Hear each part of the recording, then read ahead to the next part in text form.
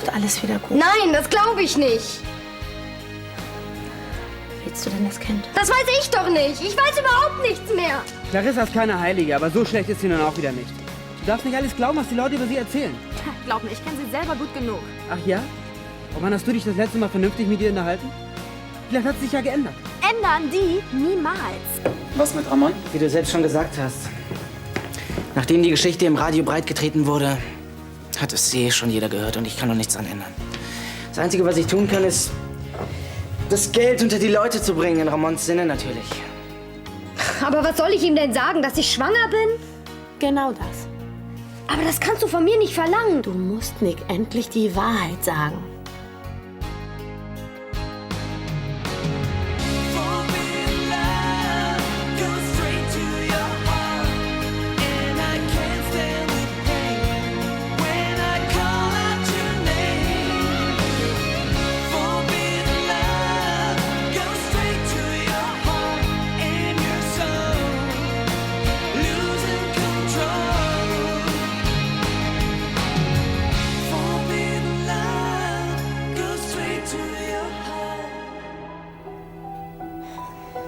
Ja, du hast ja recht, ich muss es Nick sagen.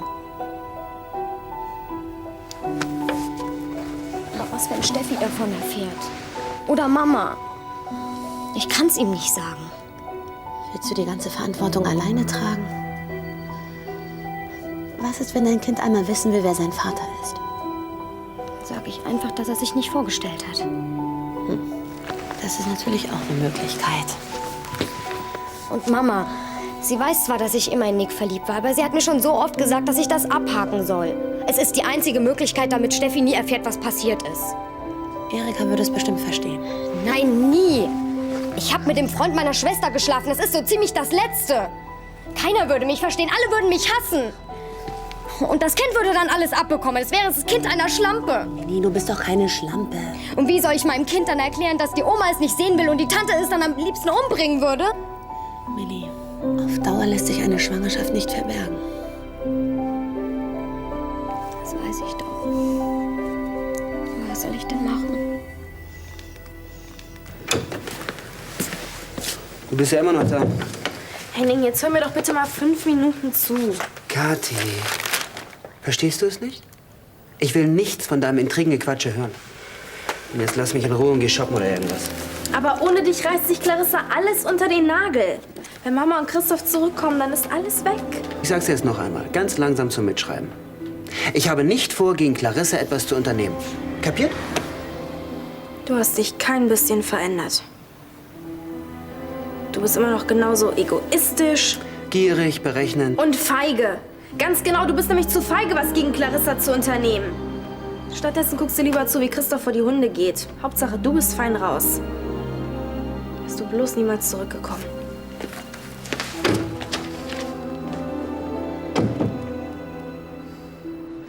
Machst du mir mal bitte einen O-Saft? Klar. War aber lässig mit deinem Plan. Ich hab's dir gleich gesagt. Für einen Radiosender brauchst du 2 Dinge. Eine Lizenz und jede Menge Kohle. Auf die Formulare kann ich gut verzichten. Ja, aber auf das Geld nicht, stimmt's? Naja, dieser ganze Technikkram, der ist wirklich teuer. Antenne, Verstärker, Receiver und so weiter und so weiter. Schon klar. Du hast doch mit deinem Kiosk jede Menge Kohle gemacht. Hast du das alles schon verbraten? Naja, das meiste schon, ja. Das reicht gerade noch für ein paar CDs. Dann musst du einen Kredit aufnehmen. Toller Plan, Heino. Welche Bank gibt mir denn Geld? Ja, es muss ja nicht unbedingt eine Bank sein. Und wer hat so viel Asche, dass er mir davon was abgeben würde? Nick Prozeski? Nick. Ja, ich habe zufällig gehört, dass er eine Investitionsmöglichkeit sucht. Und du meinst, der würde was in einen Radiosender stecken? Ja klar, Nick ist doch ganz cool drauf. Luxus pur. Sag mal, das hat doch bestimmt einiges gekostet, hm? Ach, nicht der Rede wert. Apropos Geld, sag mal, bringen dich Christophs Unterlagen eigentlich weiter? Naja, ich weiß jetzt, wie hoch die Leasingrate seines Fuhrparks ist und was seine Schlafanzüge kosten. Also nein. Trotzdem ein Versuch was wert. Und, hast du jetzt schon einen Plan, wie du ihn ausboten kannst? Eine? Aber Meine jeweilige Strategie hängt davon ab, wo seine Schwachstelle liegt. Ja, und die muss ich erst mal finden. ja, was, wenn er keinen wunden Punkt hat? Ausgeschlossen. Jeder hat seine Schwachstelle. Gilt das auch für dich? Wäre ich sonst da, wo ich heute bin? In einer Sackgasse. Oder wie würdest du deine jetzige Lage beschreiben? Während Christoph mit Barbara tortelt, bereite ich seinen Untergang vor. Und Henning soll dir dabei helfen. Der hat doch früher für Avatex gearbeitet. Vielleicht hat er verwertbare Informationen. Henning? Der gute Junge könnte uns höchstens die Adresse der Abendküche nennen. Aber das wäre schon alles.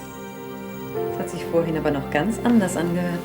Ich habe noch mal drüber nachgedacht. Sich im Moment mit Henning zu beschäftigen, wäre reine Zeitverschwendung. Aber du willst das Kind. Auf jeden Fall. Ich kann nix Kind nicht abtreiben. Dir ist klar, dass sich jeder nach dem Vater fragen wird, wenn das Baby erst mal da ist. Na und, ich muss es doch nicht jedem sagen. Ist doch meine Sache. Und du glaubst, dass sich Erika damit zufrieden gibt? Muss sie dann wohl. Nick ist doch auch nicht blöd. Wenn er 9 Monate zurückrechnet, dann weiß er Bescheid. Und wenn ich ihm einfach nicht sage, wann das Baby geboren ist? Wenn ich zum Beispiel für 1, 2 Jahre verschwinde und einfach sage, dass das Baby ein Jahr später geboren wurde. Aber Millie, das fliegt doch auf. Egal wie oder wo, ich kriege das Kind. Hi, ihr zwei. Hi. Ihr braucht ja ewig mit den Hausaufgaben.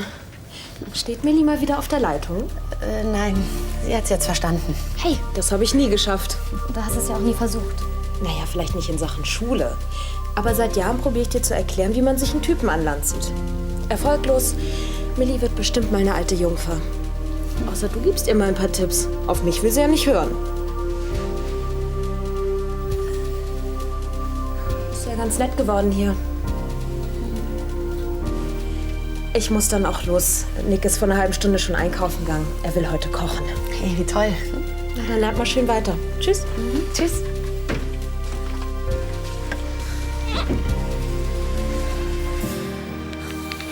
Wenn ich dir nur irgendwie helfen könnte. Das tust du schon, indem du mir zuhörst. Ja, aber das Kind kann ich nicht für dich bekommen. Hattest du nicht was von Kochen gesagt? Ja, Steffi will unbedingt, dass ich mich mehr um den Haushalt kümmere. Wenn ich ihr also jeden Tag Tiefkühlkost vorsetze, dann kommt sie vielleicht selbst mal auf die Idee, was zu kochen. Clever. Du kennst doch Steffi. Hausarbeit? Nein, danke. Da muss ich sie halt ein bisschen austricksen.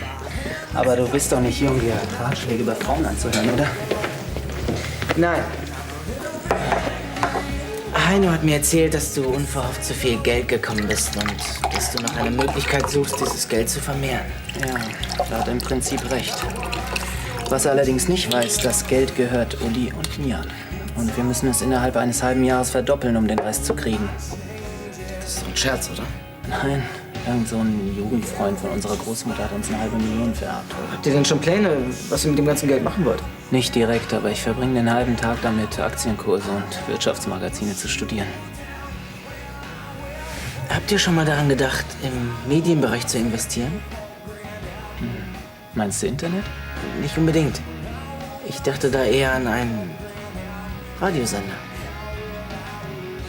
Ein Radiosender. Hallo, Kathi. Hallo. Sag mal, das ist ja ein Glück, dass du Henning erkannt hast. Ohne dich würde der arme Junge heute noch durch Düsseldorf streuen und sich nicht nach Hause trauen. Henning will überhaupt nicht nach Hause. Weshalb ist er dann nach Düsseldorf zurückgekehrt? Jedenfalls nicht aus Sehnsucht nach seiner Familie. Sondern? Selbst wenn ich es wüsste, ihn würde ich es garantiert nicht auf die Nase binden. Was ist denn in dich gefahren? Ich dachte, wir haben uns ein bisschen angefreundet. Ich war Trauzeugin deiner Mutter. Und jetzt hocken sie wieder bei Clarissa. Aber freut euch nicht zu früh. Dass Christoph verkaufen will, bloß weil er keinen Nachfolger hat, ist noch lange nicht amtlich. Mit anderen Worten, du willst einen Piratensender aufziehen? Ja, klar. Verrat mir mal, wie du damit Geld machen willst. Über Werbung natürlich. Welche Firma wirbt denn bei einem illegalen Sender? Ja, am Anfang noch keine.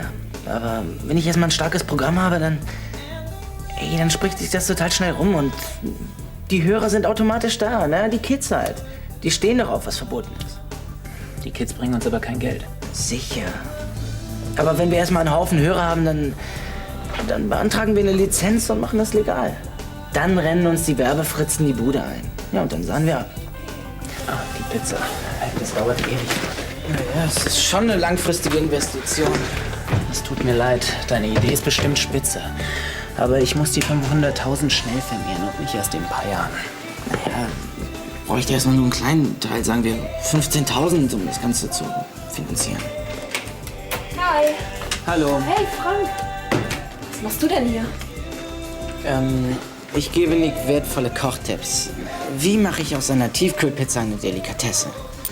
Du willst nicht wirklich Pizza machen. Wieso nicht? Mann, ich dachte an romantisches Essen bei Kerzenschein. Pizza essen kann auch sehr romantisch sein. Siehst du, klappt wie geschmiert. Das nächste Mal kocht sie. Das Radioprojekt, das bleibt unter uns, ja. Ich möchte nicht, dass die Idee geklaut wird. Okay. Ja, dann überlegst dir. Und, na, ich sag dir, wir hatten eine Menge Fun. Und Geld investieren muss auch Spaß machen, nicht wahr? Klar. Ich rufe dich an. Glaubst du, Kathi fantasiert oder hältst du es tatsächlich für möglich, dass Christoph verkaufen will? Bevor Christoph ins Gras beißt, will er einen würdigen Nachfolger einsetzen, der sein Lebenswerk fortführt. Ja, aber wenn Henning nicht mehr da ist, gibt es niemanden. Ja, und genau das kann Christoph nicht verkraften. Also wird er das einzig Vernünftige tun. Alles verkaufen und sich nur noch um Barbara kümmern. Willst du ihm ein Kaufangebot machen? Du könntest einen Mittelsmann einsetzen und dann erfährt Christoph gar nicht, dass du hinter dem Projekt steckst. Der Trick ist ein. Na, Arno hast du damit ganz schön reingelegt, als du dich bei Brandner Bau eingekauft hast. Du kannst Christoph nicht mit Arno vergleichen. Der ist nicht so blauäugig. Trotzdem, ich bin überzeugt, dir würde es gelingen. Ich werde Henning etwas unter die Arme greifen. Ein von Anstetten lebt nicht in einem möblierten Zimmer. Obwohl, einen Hang zum Billigen hat er schon immer gehabt. Wenn ich da an diese Sophie denke. Vorhin noch hat dich seine Zukunft nicht interessiert. Und jetzt? Jetzt werde ich mich eben doch um Henning kümmern.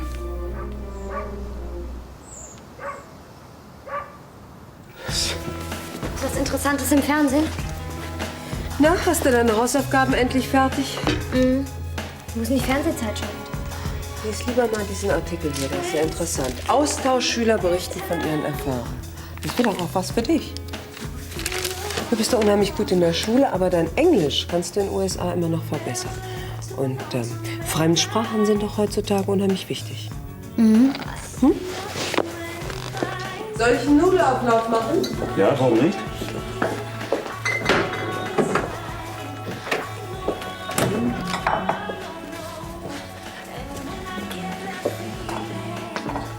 Diese Schüleraustausch-Idee. Ist das was für Milli? Ja, ich denke schon. Eine Luftveränderung würde ihr sicher gut tun. Seit Steffis Auszug ist sie noch introvertierter geworden. Und das Ausland, da bekommen sie neue Impulse. Ich weiß nicht. Außerdem braucht sie endlich einen Freund. Dazu muss sie nicht zigtausend Kilometer fliegen. Milli schon. Immer noch Nick. Mal gucken, was Milli sagt. Ich muss noch mal weg, ja?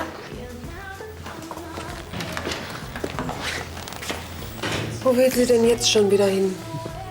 Ich weiß gar nicht, was du willst, Uli. Aktien sind allemal sicherer als deine komischen Futures. Du hast wohl die Weisheit mit Löffeln gefressen, was? Nein, ich habe mich nur grundlegend informiert und mich beraten lassen. So. Sag mal, könnt ihr mal aufhören, euch ständig wegen dieser blöden Kohle zu zoffen? Das nervt. Jetzt mal Ruhe, das ist wirklich wichtig. Macht doch, was ihr wollt. Man muss den Aktienmarkt über Wochen beobachten, bevor man investiert. Sonst kann das total in die Hose gehen. Und auf irgendwelche Broker würde ich mich nicht verlassen. Du kannst mir ruhig mal ein bisschen vertrauen. Ich habe mich wirklich ausführlich mit der Materie beschäftigt. Mit welchem Zwischenergebnis? Momentan sieht es auf dem Telekommunikationssektor ziemlich vielversprechend aus. Einige Unternehmen erwirtschaften riesige Gewinne und die Notierungen steigen ständig. Hier. Ja, das stimmt zwar, aber trotzdem wäre es Quatsch, sich nur auf den Aktienmarkt zu verlassen. Keine Sorge, ich denke auch noch über andere Möglichkeiten nach. Ich muss noch mal weg, ja? Das wäre die ideale Lösung. Ich könnte in Ruhe mein Kind bekommen und nebenbei ein anderes Land kennenlernen. Aber Milli, das ändert doch gar nichts an deinem Hauptproblem. Wenn du nach einem Jahr mit deinem Kind zurückkommst, wird dich trotzdem jeder fragen, von wem das Kind ist. Dann erfinde ich halt irgendeinen Johnny, den ich dort kennengelernt habe. Und wie willst du Erika erklären, dass dein toller Johnny keinen Unterhalt zahlen kann? Oder willst du dir dein Taschengeld unter seinem Namen zurücküberweisen? Mein Gott, dann ist es eben ein armer Johnny gewesen. Okay, anders gesagt. Austauschschüler leben doch in Gastfamilien. Du kannst davon ausgehen, dass deine Gasteltern sofort bei Erika anrufen, sobald sie mitbekommen, dass du schwanger bist. Und schwupps bist du wieder zu Hause. Meinst du wirklich? Davonlaufen bringt nichts, Millie. Das Beste ist wirklich, wenn du erst mit Nick und dann mit deiner Mutter redest. Ich bin davon überzeugt, dass Erika verständnisvoll darauf reagieren wird. Oder soll ich mit Nick reden? Nein, das muss ich alleine schaffen. Bloß, wie soll ich ihm das sagen? Ich gratuliere dir zu deiner Entscheidung, Lena, natürlich auch. Dein Spaßargument hat mich halt überzeugt. Wusste ich doch, dass du nicht so ein komischer Aktienfuzzi bist. Stimmt, will ich auch nicht werden. Dann sind wir jetzt Partner. Ja. Bist du mit 50-50 einverstanden? Klar. Von wo aus willst du eigentlich senden? Lass dich überraschen. Ist ja auch dein Ressort. Ich die Finanzen, du den Rest, okay? Sag mal, hast du morgen Zeit, mit mir das Equipment kaufen zu gehen? Wieso, was brauchen wir noch alles? Aha. Was ist denn ein Rundstrahler? Das weiß doch jeder. Ich nicht, aber meinetwegen, wenn wir sowas brauchen, dann kaufen wir es halt. Durst? Wenn du so lieb fragst, eine Cola bitte. Ach, sag mal, was wird jetzt eigentlich aus einer Radiokiste? Sie ist leider gestorben. Keine Cola, was? Ich interessiere mich nicht für Kinderkram. Danke. Gut gemacht. Er hat nichts gemerkt. Ich habe dir doch versprochen, dich zu halten. Aber langsam macht es richtig Spaß, was Verbotenes zu tun. Und wenn wir durchhalten, dann fliegen wir auch nicht auf. Naja, wie auch immer. Ich gehe jetzt jedenfalls pennen. Wann sehen wir uns morgen? Sagen wir um 9. Alles klar.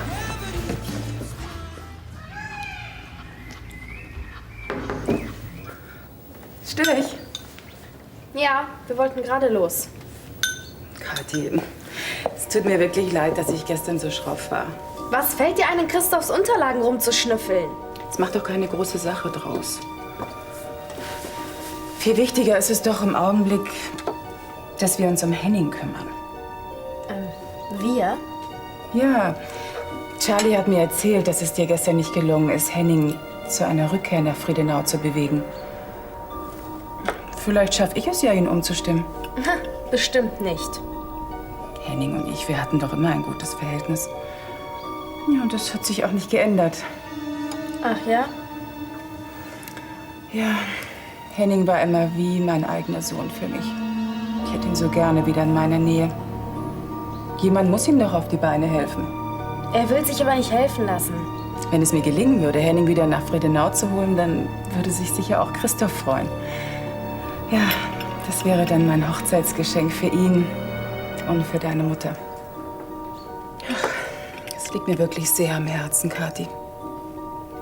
Würdest du mir seine Adresse geben?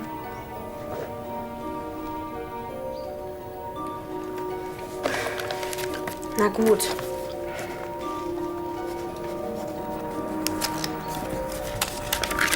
Aber wehe, du belügst mich.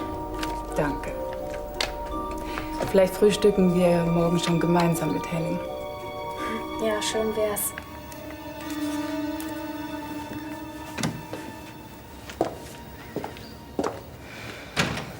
Bist du sicher, dass das richtig war?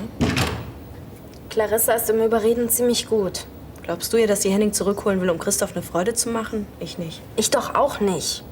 Aber wenn Henning erst mal hier ist, kann ich ihn überreden, gegen sie zu kämpfen. Stimmt. Dann kann er sich nicht mehr wehren. Guten Morgen. Morgen. Was kann ich für euch tun? Ich bräuchte einen Verstärker. Wie viel Watt denn? Das höchste, was Sie haben. Mal sehen. Da hätten wir einen mit 500 Watt. Also 1000 wären besser.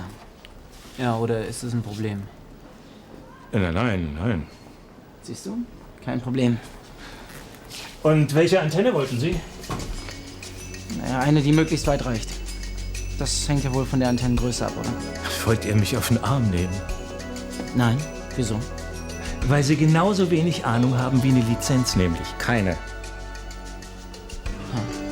Braucht man die denn? Eine Lizenz, meine ich. Wenn Sie eine hätten, würden Sie diese Frage nicht stellen. Also gut, Sie haben recht. Wo liegt das Problem? Wenn ich mir ein Auto kaufe, brauche ich auch keinen Führerschein. Das ist mir egal. Euch verkaufe ich jedenfalls nichts. Hier gibt's genügend Schwarz-Amateurfunker, die Unheil anrichten. Also gut, wie Sie wollen. Dann gehen wir woanders. Nee, Jungs, keine Chance. In dem Punkt sind sich alle Händler einig. Also weißt du was, mir ist das echt so blöd. Wenn es schon so anfängt, dann kannst du unsere Partnerschaft gleich abhaken. Ey, Nick, jetzt warte doch mal. Ob du wohl ein Junge wirst oder ein Mädchen. Jedenfalls wirst du temperamentvoll und dickköpfig. Dein Geburtstag fällt nämlich in das Sternzeichen des Stiers. Ja? Musst du nicht langsam zur Schule? Ich habe die ersten beiden noch frei. Ich muss die Mathearbeit doch nicht mitschreiben. Die, bei der so viele durchgefallen sind. Ja. Der Lehrer gibt ihnen eine zweite Chance. Nett, was? Das ist sehr nett. Was hältst du eigentlich von meiner Idee mit dem Schuljahr im Ausland? Könnte witzig werden. Ja, du könntest viele neue Erfahrungen sammeln. Und die Organisation, die in dem Artikel erwähnt wurde, die macht mir einen guten Eindruck. Ich glaube.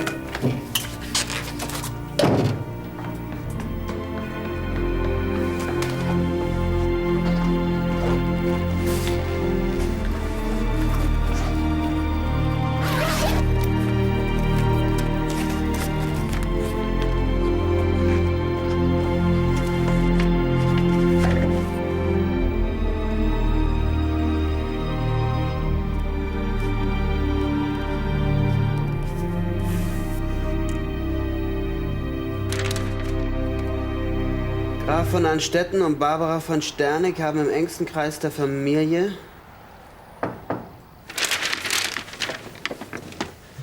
herein.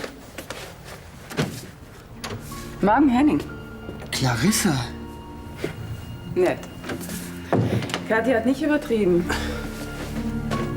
Setz dich doch. Kann ich dir was anbieten? Eine Flasche Desinfektionsmittel. Tut mir leid, damit kann ich dir leider nicht dienen. Dann fasse ich mich kurz. Ich will dir helfen, Henning. Mach auf.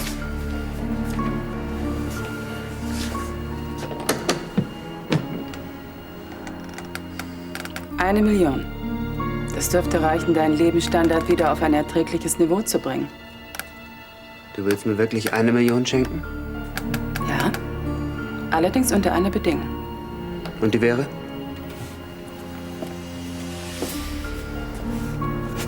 Du verlässt sofort die Stadt.